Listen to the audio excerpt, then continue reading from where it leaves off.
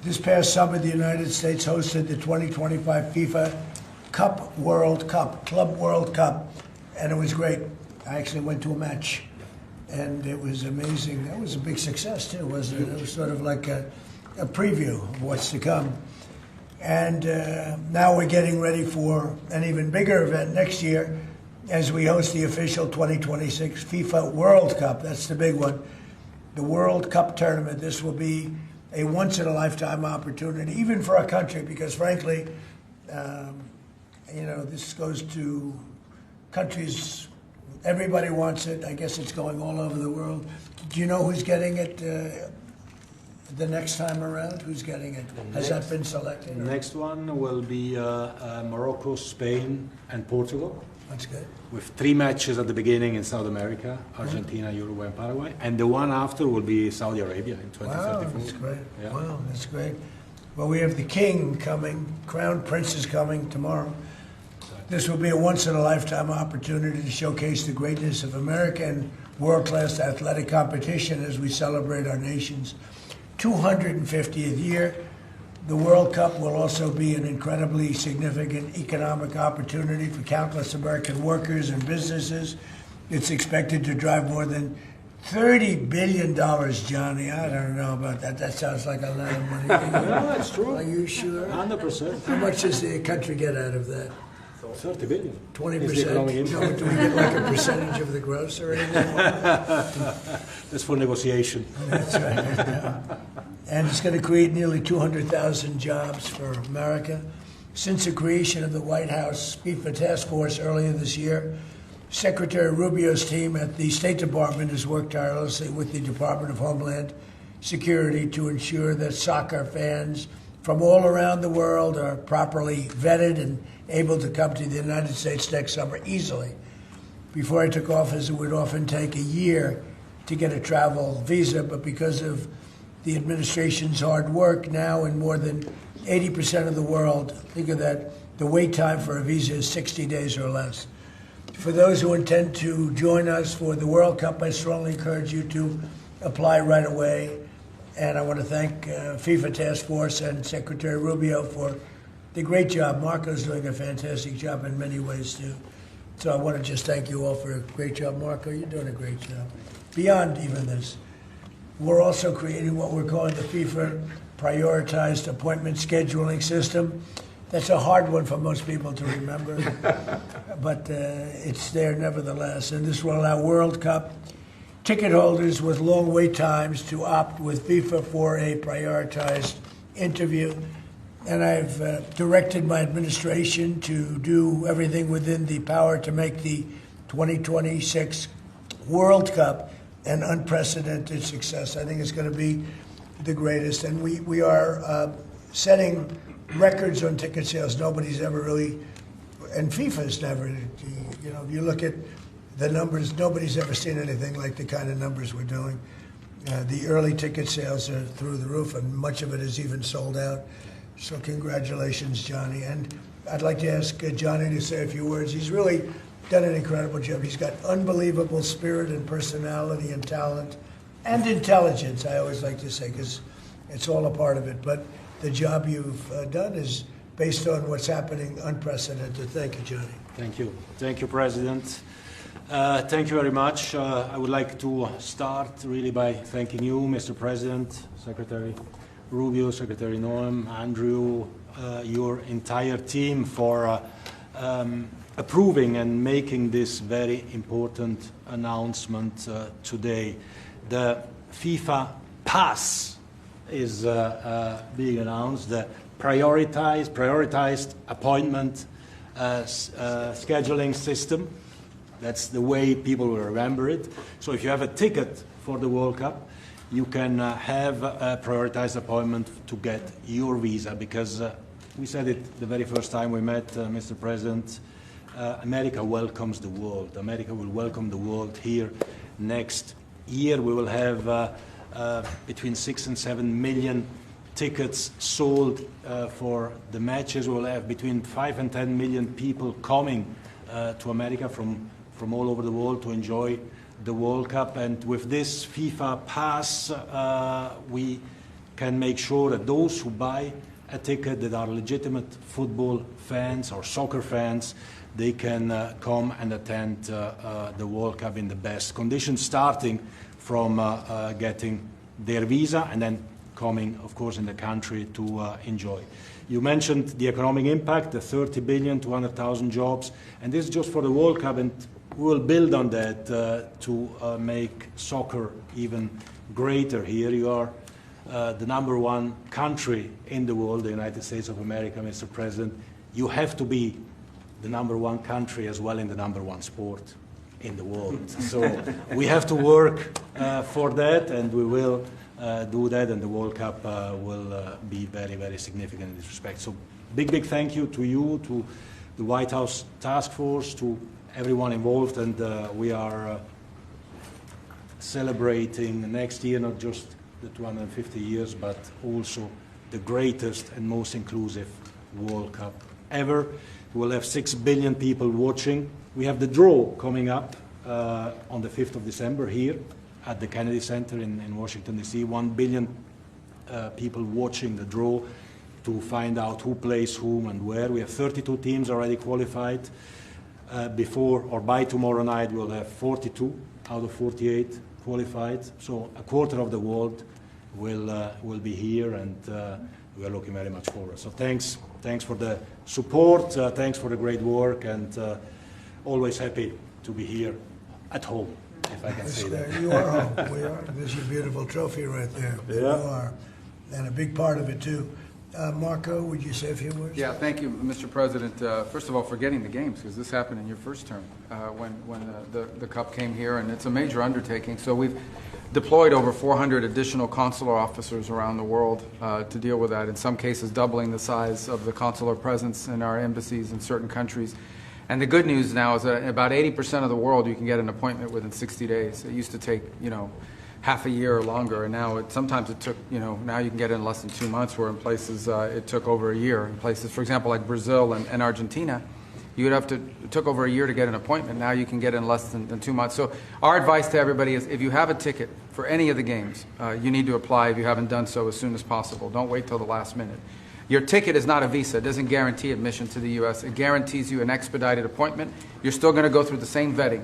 We're going to do the same vetting as anybody else would get. The only difference here is we're moving them up in the queue. We're moving them up faster. But my advice to everyone that's watching around the world is, if you intend to come to the games, you have to have a ticket. You need to apply. Apply as soon as possible. You're going to get your interview within 6 to 8 weeks, and move forward from there. Don't wait till the last minute to do it. Thank you. Mr. Congressman, would you like to say something? Well, first of all, Mr. President, none of this would have happened without your leadership securing this during your first term. I tell my colleagues all the time, this will be the largest sporting event in the history of the world. We expand from 32 to 48 teams for the first time ever. We're doing it with Mexico and Canada, but obviously the 11 host cities will be here in the United States, and it's going to have a $30 billion impact economically in this country. And so it has been a team effort by everybody, but I also want to thank President Infantino and obviously you, Mr. President, and your entire team, Andrew and Nick and everybody. It is going to be an unbelievable sporting event next summer. It's going to be great. It's going to be great.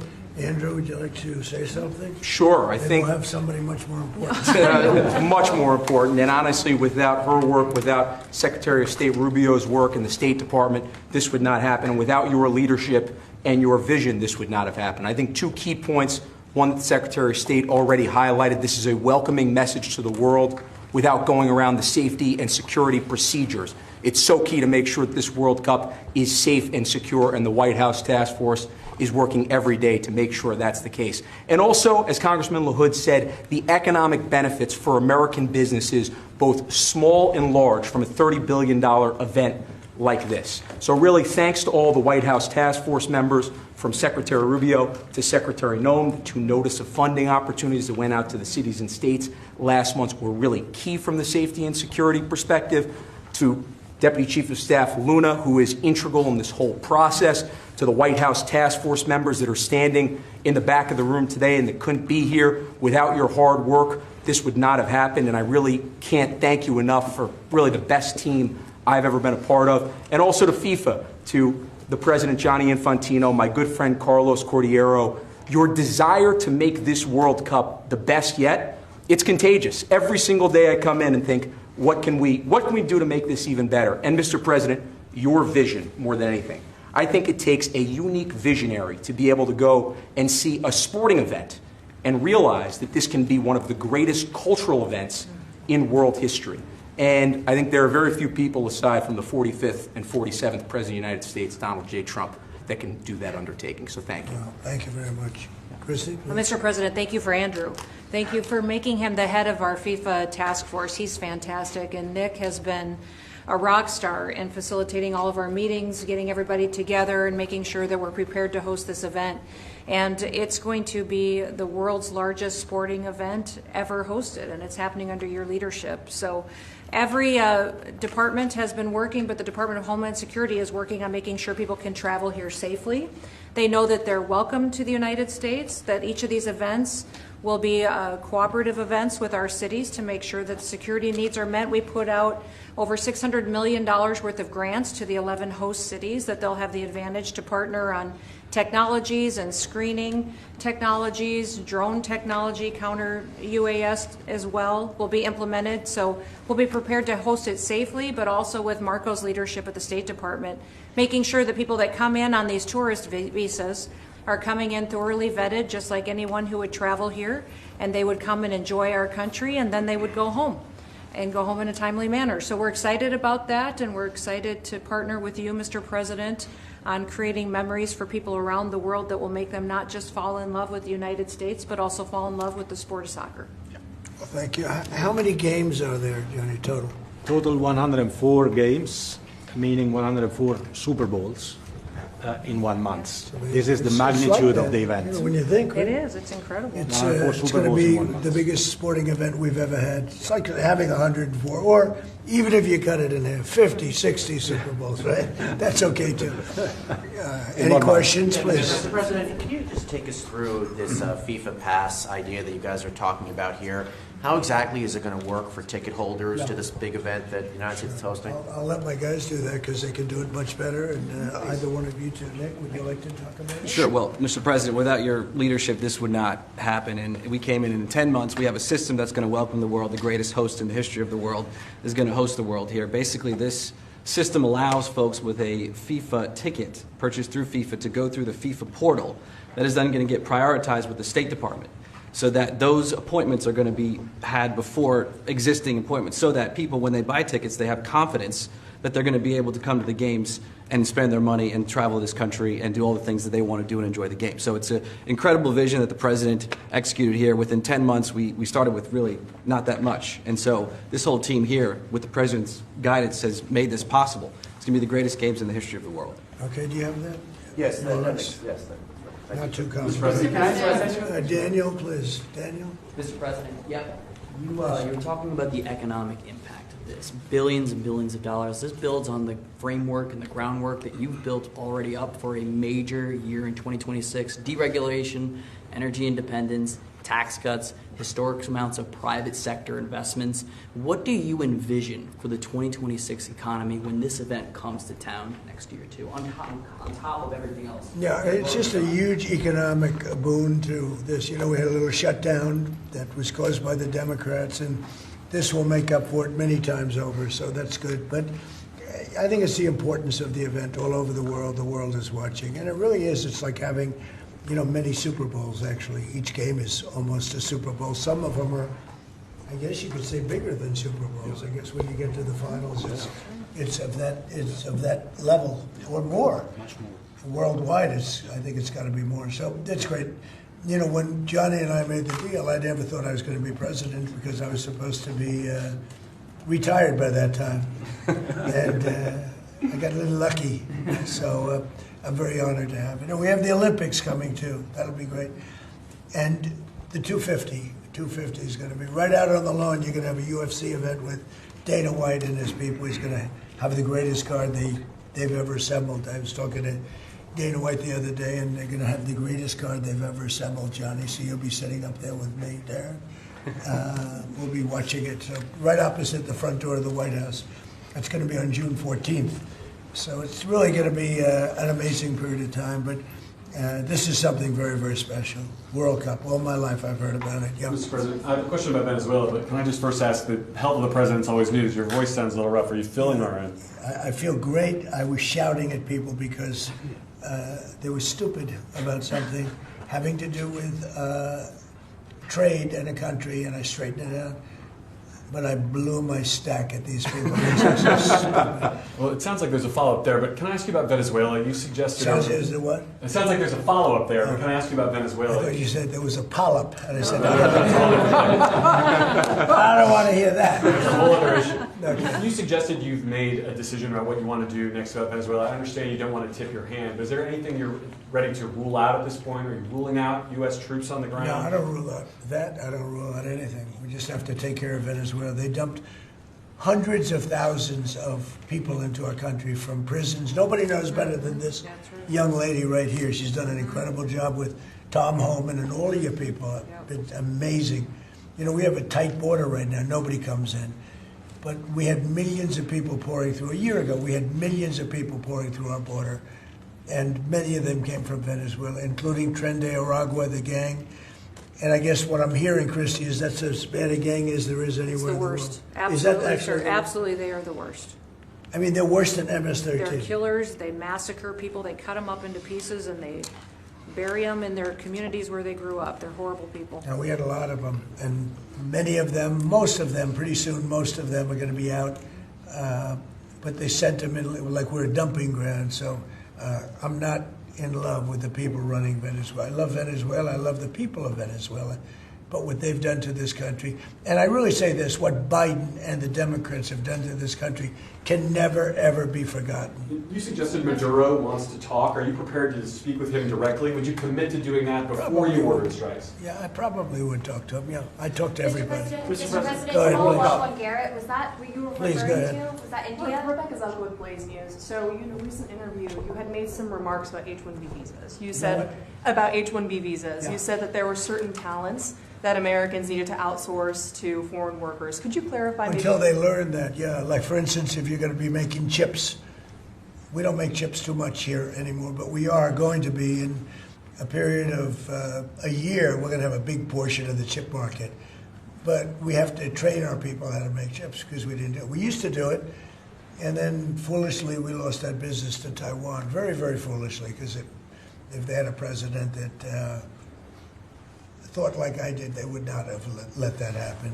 But it's all coming back. I think we're going to have within a few years, we're going, and not because of the CHIPS Act. The CHIPS Act was a disaster for this country. We gave away billions of dollars to other countries and other locations and companies, and all they did was rob our money. But because of tariffs, the chips are coming back. Chip makers are all coming back. And I think within a very short period of time, we're going to have maybe even the majority of the chip making in the world will be right in the United States. Where it should have been all along. But because we had people that didn't believe in tariffs, they believed in them, but they didn't know how to use them, we would have had nobody leaving our country right now. And instead, you have almost 100% of the chips are made in Taiwan. It's so disgraceful. The good news is it's all coming back. Yeah, please. Mr. President, the gentleman in the back. Thank you, Mr. President. I want to just follow up on Venezuela.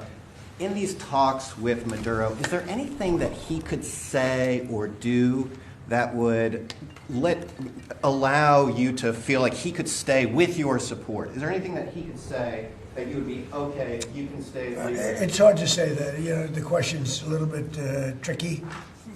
I don't think it was meant to be tricky. It's just that, look, he's done tremendous damage to our country, primarily because of drugs, but really because we have that problem with other countries too. But more than any other country, the release of prisoners into our country has been a disaster. He's emptied his jails. Others have done that also. He has not been good to the United States. So we'll see what happens. At a certain period of time, I'll be talking to him. Mr. President, can I just follow up? You mentioned your voice and you were shouting about trade. Which country in particular upset you? Was it India? No, a country wanted to try and renegotiate the terms of their trade deal. and I wasn't happy about Or it. which country was it? People want to know. Why would I say that to you? I can't believe it. Mr. President, on the World Cup, if you would, Seattle and the World Cup. The new mayor-elect of Seattle is a Democratic Socialist. Seattle has or beyond. I watched her. Right, Seattle has that's more than socialism. Right, Seattle has 6 World Cup games. How close are you going to be watching that city with the crime in that city? Well, if we think, and I'll have to speak to Johnny about this, but if we think that the mayor of L.A. is incompetent, everybody knows that. You know that I was there, I guess, 2 years ago, and we got all the federal permits taken care of, far more complex than the state permits and the city permits. And Lee Zeldin, who's a superstar, got everything taken care of. The toughest part, having to do with the fires, that should have never happened. If they let the water come in, it wouldn't have happened, right? Do you know that people aren't building their houses yet? I mean, can you imagine that? And if we didn't go in early on, Christy, I think we can say it. Well, the head of their police department said it. They were unable to handle. You would have had, not only did you have the fires, but you would have had total insurrection in Los Angeles. And if we didn't go in, and the head of, the gentleman, he said it, and he said it strongly. He said we could not have done it without the federal government. We did a great job. If we think there's going to be a sign of any trouble, I would ask Johnny to move that to a different city. We have a lot of cities that would love to have it, number one, and we'll do it very safely. So if we think there's a problem in Seattle where you have a very, very liberal/communist mayor, I would say, it's certainly beyond just liberal. I watched her over the weekend. Wow, that's another beauty we got there. But if we think there's going to be a problem, Johnny, can I say we will move? I don't think you're going to have this problem, but we're going to move the event to someplace where it's going to be appreciated and safe. Yeah, well, I think safety and security is the #1 priority for a successful World Cup. We can see today that people have trust in the United States when we see at the ticket sales, we sold, record-breaking figures of tickets, almost 2 million already sold out of 2 million that we have been selling. This is because people, they know that they will be coming here and they will experience a safe and secure World Cup. This is the responsibility, of course, of the government, of Secretary Norm, of everyone. And obviously, we will discuss. We are working together. We have a task force for this, and we must ensure that all fans coming from abroad or being here, they can experience a celebration of coming together of the sport, and this goes only with 100% safety. We are communicating with all these mayors about what their responsibilities are. They know the safety and security of these events is their #1 responsibility, and we'll be there. The president's always there to keep Americans safe, but he also makes sure the people that know their responsibilities and that they're prepared to host these events and do so in a safe manner. Is there a timeline, that would happen? Yeah, go ahead, please. There was some news this morning from an Axios report that Senator Ted Cruz was laying the groundwork for a potential 2028 presidential run. Could I get your reaction to? Could you see yourself supporting Senator Well, he's a friend of mine. I haven't spoken to him about it. It's a little early. It's 3¼ years. That's a long time. But he's a very good guy. He's a very good friend of mine. You remember we had quite a campaign against Ted, and it worked out quite nicely. Let's see, where are we? Oh, we're in the old one. But I'm not that surprised to hear that. Mr. President, on the tariff exemptions, you had some recently on a variety of different goods. I'm wondering, are you ruling out going forward no more exemptions on products? You were mentioning a disagreement you had earlier. We've taken in hundreds of millions of dollars in tariff money. We're going to be issuing dividends later on, somewhere prior to, probably in the middle of next year, a little bit later than that, of thousands of dollars for individuals of moderate income, middle income. We're going to pay down debt. We have a lot of money from tariffs. If we didn't have tariffs, this nation would be in serious trouble. And we've taken in tremendous amounts of money. And you know what's more important than that? We've protected our businesses from being raided like we did with the chip business. Now we're bringing them all back.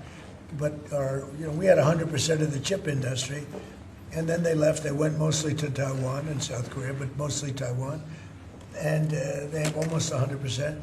And we're going to have, within a short period of time, a big percentage of the chip business are coming back because of tariffs, because they don't want to pay the tariffs, because the tariffs will be very steep if they don't come back, and they've committed to come back. As you probably heard, Apple is now up to $700 billion. We have NVIDIA at $600 billion. We have tremendous amounts of money pouring in.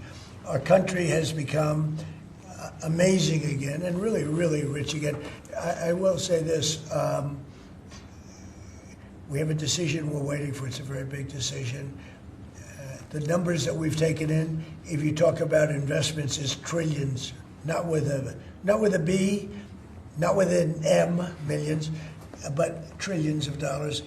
I can't imagine having to give that money back on something that we're allowed to do. And the ones that are fighting us are countries, largely. They're back in countries that have been ripping us off for years, using tariffs to rip us off. And now we're able to defend ourselves. It really is a matter of national security, because economic security is national security. So I think you're going to see another thing happening. I think you'll see food prices. They've come down very substantially since Biden. But I think you're going to see food prices coming down very substantially. Saudi Arabia, tomorrow you're hosting Saudi Arabia. Are you planning to sell F-35s to Saudi Arabia? Yeah. And also, are you looking at doing a similar security agreement like you did with Qatar? Yeah, no, I am planning on doing that. Yeah. You're going to they sell want to buy. F-35s? They've been a great ally. They've got to like us very much. Look at the Iran situation, what we did in terms of obliterating, we obliterated their nuclear capability. Yeah, I will say that we will be doing that. We'll be selling F-35s. Yeah. Mr. President, you clarified something you posted on Truth Social last night. You urged House Republicans to vote in favor of this Epstein release bill they're going to vote on tomorrow. I just want to be super clear on your position. Do you want to see that pass the Senate? Would you sign that bill if it gets to your desk? I do want to. Here's what I want. We have nothing to do with Epstein. The Democrats do. All of his friends were Democrats. You look at this Reid Hoffman, you look at Larry Summers, Bill Clinton, they went to his island all the time, and many others. They're all Democrats. All I want is for people to recognize the great job that I've done on pricing, on affordability, because we brought prices way down, but they're going way lower, on energy, on ending 8 wars, and another one coming pretty soon, I believe. We've done a great job. And I hate to see that deflect from the great job we've done. So I'm all for it. We've already given 50,000 pages. You do know that. Unfortunately, like with the Kennedy situation, with the Martin Luther King situation, not to put Jeffrey Epstein in the same category, but no matter what we give, it's never enough. With Kennedy, we gave everything, and it wasn't enough. With Martin Luther King, we gave everything, and it's never enough. We've already given, I believe the number is 50,000 pages. 50,000 pages. And it's just a Russia hoax as it pertains to the Republicans. Now, I believe that many of the people some of the people that we mentioned are being looked at very seriously for their relationship to Jeffrey Epstein. But they were with him all the time. I wasn't at all. And we'll see what happens. What I just don't want Epstein to do is detract from the great success of the Republican Party, including the fact that the Democrats are totally blamed for the shutdown. They cost our country hundreds of billions of dollars with that, at a lot of inconvenience. So I'm for they can do whatever they want. We'll give them everything. Sure, I would. Let the Senate look at it. Let anybody look at it. But don't talk about it too much, because honestly, I don't want to take it away from us. It's really a Democrat problem. The Democrats were Epstein's friends, all of them. And it's a hoax. The whole thing is a hoax. And I don't want to take it away from really the greatness of what the Republican Party has accomplished over the last period of time. Yeah, Mr. President, on affordability, the shutdown is now over, and administration officials had said when the shutdown ends, they'll reevaluate the farmer relief. Now we have the deal with China. So is the administration still looking to dish out farmer relief now that the government is back open? Yeah, we want to. I'm always going to help our farmers. So are you still looking to do I would relief? do that, yeah. If they need relief, we'll be there for them. We're going to always be for our farmers. So what are you waiting Yeah, for? please, in the back. Mr. President, just speaking of the economic impacts of FIFA and possibly moving to another city, some games if you feel it's crime, is there like a timeline that you would do that? Because these cities, there's sponsorships, there's economic impacts for these communities. Sure. Is there, Well, you know, the governors are going to have to behave, the mayors are going to have to behave. You know, in the case of California, you have a problem. You have high crime, and you have a place that just suffered great fires and everything else, and they didn't do a very good job. And if we didn't go in from the crime standpoint, you would have had a disaster. It would have been, it was not going to be handled properly. It wasn't able to be. The head of the police said without, as I said, without the federal government, they could not have done it. So here's the story. I love Los Angeles. If they want help during this, I would love to send in National Guard or whoever's necessary to help them. I want it to be great. I'd love it to be in Los Angeles. I love the place. It's a natural for Los Angeles. If we think there's going to be crime, if we are obstructed by the governor, and maybe he won't obstruct, maybe it'll be great. But I'd love him for him to call and say, you know, we'd like to have some extra help. Because if there's even a hint of a problem, we want to get in there before the problem occurs. We want to make it totally safe for Johnny and FIFA and all of the great people that are going to be there. And I think that's going to happen. I would be honored to help California if they're going to have a problem. And if they think they're going to have a problem, they should say so. We can be in there in 24 hours notice and do a great job. But does that happen by the end of the year, by the end of the first quarter? Well, I think this, if they would tell us now, they're not going to have a problem. Because if we go in, they don't have a problem. Look at D.C. There's no crime in D.C. anymore. And D.C. was a mess. If they want us to go in, I'd like them to tell us right now. But if we go in, there will be no problem. There will be no crime. What's the message then to like local businesses who are considering sponsoring in this? Tell your governor to ask for federal help. We'd love to help them. Mr. President, are you planning on also potentially launching strikes in Mexico or putting American troops or American personnel into Mexico to deal with it? Would I launch strikes in Mexico to stop drugs? It's okay with me. Whatever we have to do to stop drugs. Mexico is, look, I looked at Mexico City over the weekend. There's some big problems over there. If we had to, would we do there what we've done to the waterways? You know, there's almost no drugs coming in through our waterways anymore. Isn't it down like 85%? It is, sir. Absolutely. I don't know who the 15% would be. Yep. It wouldn't be you. No, that's for sure. No, I think it's been... Tons and tons of you would drugs. say that's a big signal. Absolutely. We have almost no drugs coming into our country by the sea, by, you know, the waterways. And you know why, okay? I mean, it's pretty obvious. Would I do that on the land corridors? I would absolutely. Look, every boat we knock out, we save 25,000 American lives. Not to mention the destruction of families. These families are decimated forever. The mother, the father, the children, they never recover really from it. You know, when you lose somebody like the way they live, if you lose them, but the way they die is horrible.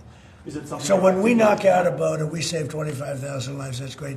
Now, do I feel the same way about the corridors that they use? We know every one of them. We have every one of those corridors under major surveillance. We have nobody coming in through our southern border.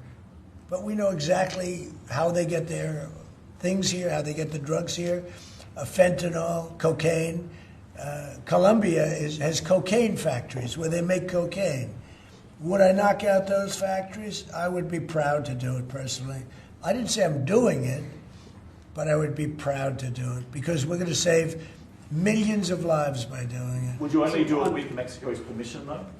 I wouldn't answer that question. I've been speaking to Mexico. They know how I stand. We're losing hundreds of thousands of people to drugs. So now we've stopped the waterways, but we know every route. We know every route. We know the addresses of every drug lord. We know their address. We know their front door. We know everything about every one of them. They're killing our people. That's like a war. Would I do it? I'd be proud to. I'd probably go into Congress and say, hey, and you know what? The Democrats and the Republicans would both agree, unless they're crazy. And they are a little crazy on the Democrat side. But we have lost hundreds of thousands of people a year, death. And that's not talking about family destruction, that's talking about death. And much of it comes through Mexico. So let me just put it this way. I am not happy with Mexico, okay? Thank you very much, Thank you, everybody. press. Thank you, press. Thank you, press. Thank you. Thank you, press. Thank you, guys. Thank you, press. Thank you, press. Who are you yelling at? Thank you, press. Thank you, press. I'll tell you maybe next week. Thank you, press. Keep going. Thank you, press. That's us. We're press. What you get.